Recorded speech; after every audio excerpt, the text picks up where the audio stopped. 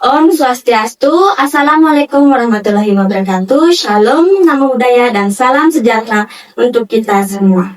Halo Sobat GPM, perkenalkan nama saya Niko Masulastri, yaitu sebagai presenter pada episode kali ini. Yang dimana pada kesempatan kali ini kami menghadirkan narasumber yang sangat luar biasa, yaitu Bapak Dr. Joko Prayitno, yang dimana sebagai Bapak Wakil Rektor 1 di Institut Agama Hindu Negeri Gede Puja Mantala. Baik Bapak, mungkin kami persilakan untuk memberikan sapaan hangat kepada para pemirsa kita. Om Swastiastu, Assalamualaikum warahmatullahi wabarakatuh, Salam, Namo Buddhaya, salam kebajikan. Saya Joko Prayitno, saat ini bertugas sebagai Wakil Rektor bidang akademik, kemahasiswaan, kerjasama, dan kelembagaan. Jadi membantu Bapak Rektor di periode kedua ya. Baik, pemirsa atau Sobat GPM, itulah sapaan hangat dari narasumber kita. Baik, Bapak, untuk pandangan Bapak, bagaimana sih peran Wakil Rektor dalam meningkatkan kualitas soft skill dan kepemimpinan melalui program kerja Ormawa tersebut? Jadi tugas saya itu dalam periode ini adalah ada 4 berkaitan dengan Wakil Rektor, itu berarti mesti berkaitan dengan akademik, berkaitan dengan kemahasiswaan, berkaitan dengan kerjasama dan kelembagaan. Berkaitan kemahasiswaan, salah satunya adalah berkaitan dengan Ormawa. Jadi Ormawa kita itu sementara ini ada 16 yang aktif, dan untuk mendukung itu maka program-program berkaitan kepemimpinan itu salah satunya diberikan kepada mereka, dan saya selaku Wakil Rektor itu mendukung dalam peningkatan fasilitas kita. Artinya untuk mendukung program itu berkaitan dengan pendanaan yang sesuai dengan rencana anggaran yang ada di kampus. Paling tidak mendukung semua program-program mahasiswa dapat mendukung program untuk kepemimpinan mereka. Baik Bapak, setelah melihat peran dari Wakil Rektor kita, mungkin Bapak bisa dijelaskan apa sih bentuk dukungan terkait dari fasilitas dan pendanaan bagi program Ormawa tersebut? Untuk fasilitas, kita sesuaikan dengan ruang-ruang kita. Saat ini ruangan kita memang belum banyak tertata, tapi paling tidak untuk ruang Ormawa kami mulai akan siapkan. Artinya menghitung kebutuhan kita, berapa sih ruangan yang kita butuhkan untuk ke depan. Yang kedua, berkaitan dengan fasilitas, juga kami sedang menyiapkan bahwa Ormawa nanti dalam pendokumenan itu akan dibuatkan dengan digital. Jadi nanti ada Google Drive yang akan kita langganan untuk mereka mengisi data situ, sehingga dokumen kita itu akan bagus di bagian Ormawa. Untuk pendanaan, kami sedang komunikasi dengan bagian perencanaan. Untuk tahun depan bisa ditingkatkan kebutuhan dana untuk program-program yang bisa dibiayai oleh kampus. Dan berkaitan dengan mutu, maka kita mencoba untuk memaksimalkan peran pembina di masing-masing Ormawa. Baik, terima kasih. Sudah jawaban yang sangat luar biasa dari Bapak Wakil Rektor kita. Nah Bapak, untuk meningkatkan kemajuan dari program kerja setiap Ormawa tersebut, seberapa jauh Bapak mendorong kerjasama atau kolaborasi dari setiap Ormawa terhadap pihak eksternal Bapak? Jadi dari 3 bulan ini, sejak saya diangkat dari bulan Juni dan Juli, kami sudah mulai bertemu dengan pengurus-pengurus Ormawa. Maka paling pertama saya komunikasikan adalah program kerja yang sudah jalan itu apa, yang belum apa, nanti akan kami evaluasi. Setelah kami evaluasi, maka kita angkatkan mana program-program yang bisa kita buat untuk program Ormawa berdampak. Baik berdampak untuk masyarakat, berdampak untuk pemerintah, berdampak untuk mahasiswa. Nah, dengan pelibatan mahasiswa dengan program-program pemerintah, salah satunya misalnya ada program untuk pengabdian masyarakat, program pembinaan pasaman pendidikan, itu kita mulai galakan kepada mereka sehingga nanti Ormawa ini bekerjasama dengan lembaga-lembaga atau komunitas tertentu dalam mendukung program yang kerjasama tadi itu. Sehingga target kita ada Ormawa berdampak itu akan terpenuhi melalui program-program itu. Baik, Mungkin Bapak bisa dijelaskan, pasti ada beberapa dukungan dari akademik ataupun administratif untuk meningkatkan kualitas dari setiap program kerja yang akan dilaksanakan oleh setiap ormawa. Secara administratif biasanya ormawa ketika berpidato itu pasti atas izin Pak Rektor. Jadi mereka surat kepada Rektor bahwa kami akan kerja ini izinkan atau tidak. Makanya mereka surat. Berarti biasanya selama ini Rektor selalu mendukung program tersebut. Yang kedua, selain administrasi, biasanya mereka akan meminjam fasilitas dari kampus seperti LCD, sound system, dan kelengkapan lain. Itu juga mereka akan minta ke kita secara administratif juga kita akan dukung.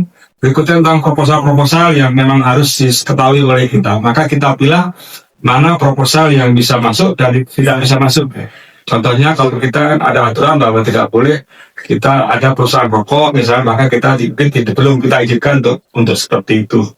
Secara akademik, orang-orang ormawa ini, mahasiswa ormawa biasanya ada pembinaan secara akademik bagaimana dukungan itu terjadi. Yang kedua, berkaitan juga dengan kurikulum. Jadi banyak sekali program ormawa itu berkaitan dengan kurikulum kita. Contoh ada ormawa berkaitan dengan Dharma Gita. Dharma Gita itu ada dalam kurikulum, ada yoga, ada tari, ada tabuh, ada jahitan. Nah, semua itu juga bagian dari kurikulum kita. Jadi secara akademik, ormawa kita itu mendukung juga program-program akademik yang diadakan oleh perguruan tinggi. Terima kasih Bapak untuk jawabannya. Mungkin setelah melakukan dukungan dan memberikan saran ataupun support terhadap para ormawa tersebut, bagaimana langkah Bapak untuk memastikan keberlanjutan dari setiap program kerja yang dilakukan? Ya, kembali lagi dari evaluasi kami dari bulan Juli dengan teman-teman yang pengurus ormawa. Contoh sederhana adalah kaitan dengan kegiatan DKMU. Jadi DKMU yang selama ini dilaksanakan di Situs Genap, kita berubah. Kemarin program pertama kami setelah PKKMB itu diwajibkan pada mahasiswa untuk program DKMU. Jadi, nah DKMU yang selama ini narasumbernya adalah orang-orang luar, orang-orang ormawa, maka kami wajibkan narasumber itu adalah dari ormawa, artinya pengurus ketua yang bisa menjadi narasumber. Yang kedua, fasilitator adalah dari ormawa, biasanya dari MPM dan DPM dan BEM. Dan yang ketiga, untuk pendamping dari mahasiswa peserta. Karena peserta kami kelompokkan jadi 9 gugus, maka setiap gugus itu didampingi oleh perwakilan UKM. Karena kami anggap bahwa UKM itu organisasi kader yang akan terus kita gunakan untuk mengembangkan kader tertentu. Sehingga nanti mereka diwajibkan untuk mendukung dia dalam program. Ketika di KMO, maka ada waktu selama sekian hari untuk materi umum, materi praktek, dan kegiatan praktek langsung dengan program kerja. Nah, program kerja itu didukung oleh para tadi pendamping yang diambil dari UKM. Nah, setelah itu, baru akan mereka mendapatkan sertifikat bahwa dia sudah selesai mengikuti DKMU. Nah, program selanjutnya, setelah DKMU adalah saya wajibkan pada setiap UKM itu melakukan kegiatan masa penerimaan anggota baru. Jadi mereka menerima anggota baru yang akan diumumkan kepada mahasiswa baru, siapa yang mau ikut. Nah, ketika mereka mendaftar di UKM yang dia sukai, maka UKM wajib mengadakan kegiatan workshop berkaitan dengan UKM tersebut. Jadi peserta itu tidak hanya langsung diterima, dia harus ikut kegiatan DKMU itu dengan pertama harus mengenali materi tentang ADRT. Jadi seperti apa ADRT dari ormawa itu. Yang kedua, kaitan dengan program kerja yang harus dia buat selama ini. Yang ketiga, bagian persidangan, ini juga akan digunakan setiap tahun.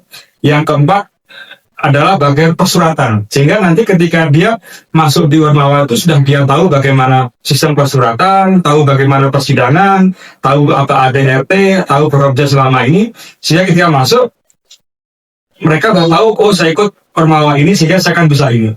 Dan diwajibkan ormawa tadi peserta dari tadi MPAB itu buat program kerja mendukung ormawa itu, sehingga di bulan November itu dia sudah ada program kegiatan untuk mendukung keberlanjutan dari UKM itu. Sehingga dengan program DKMO dan MPAB tadi, maka keberlanjutan ormawa itu akan terbentuk karena minimal 2 tahun lagi orang-orang yang tahun ini mengikuti dari DKMU dan ikut MPAB itu menjadi pengurus inti dari masing-masing Ormawa itu, sehingga dengan sekarang dipersiapkan maka keberlanjutan Ormawa itu akan terus berjalan, sehingga nanti tidak akan ada lagi Ormawa yang kehilangan anggotanya dan tidak paham dengan apa itu pengurusan dari UKI itu. Jadi itu. Tapi dengan syarat setiap Ormawa itu harus mendukung visi misi IAHN sebagai pusat kajian Hindu yang unggul dan berdaya saing, sehingga programnya harus menceritakan mendukung visi misi. Itu dari saya. Baik, terima kasih Bapak untuk penjelasan materinya yang sangat luar biasa yang bisa menginspirasi kita semua. Baik Sobat GPM, tidak terasa kita sudah berada di penghujung acara. Terima kasih telah setia menemani kami dalam episode kali ini. Baik Bapak, mungkin bisa memberikan closing statement kepada para pemirsa kita. Baik, kepada seluruh masyarakat, IAHN adalah lembaga pendidikan di mana bertugas untuk meningkatkan kualitas sumber daya manusia yang ada di NTB secara khusus dan Indonesia pada umumnya. Mari kepada seluruh orang tua dan sekolah mempercayakan anak-anaknya yang ingin masuk perguruan tinggi untuk masuk ke IAHN, karena di sini banyak prodi yang dikembangkan untuk memenuhi kebutuhan ke depan, khususnya untuk Nusa Tenggara Barat dan Indonesia pada umumnya. Mahasiswa kami itu berasal dari berbagai provinsi, ada dari Maluku, dari Sulawesi, dari Kalimantan, dari Jawa, dari Sumatera, dari Bali, dari NTT, semua masuk sini untuk mengembangkan diri. Dan kami memfasilitasi dengan adanya mendukung minat dan bakat dengan adanya organisasi mahasiswa, baik berupa unit kegiatan mahasiswa berkaitan dengan minat dan bakat, atau BEM dan DBM dalam mengawasi program tersebut. Nah, dalam mendukung itu, maka UKM sebagai contohlah dalam pengembangan keterampilan keagamaan dan keterampilan umum dalam mendukung kurikulum yang ada di IAHN Pesisir Mataram. Terima kasih dukungannya selama ini. Terima kasih seluruh masyarakat yang masih menjalankan IAHN sebagai tempat untuk pembinaan dan pendidikan anak-anak semuanya. Terima kasih. Baik, terima kasih Bapak. Sobat GPM, dari hasil perbincangan kita bersama Bapak Wakil Rektor 1, ada pun intisari yang bisa kita dapat, yaitu peran Bapak Wakil Rektor 1 dalam meningkatkan kualitas dari program kerja setiap Ormawa adalah merupakan hal yang sangat penting, karena dengan dukungan beliau kita bisa meningkatkan program Ormawa bisa menjadi lebih kreatif dan lebih maju lagi, sehingga diharapkan ke depannya setiap Ormawa mampu memberikan kontribusi yang nyata baik bagi mahasiswa itu sendiri maupun bagi institusi dan juga masyarakat luas. Baik, saya selaku presenter dalam episode kali ini, mohon maaf apabila ada kata-kata yang kurang berkenan. Saya akhiri dengan para Santi. Om Santi Santi Santi Om. Wassalamualaikum warahmatullahi wabarakatuh. Salam kebajikan untuk kita semua.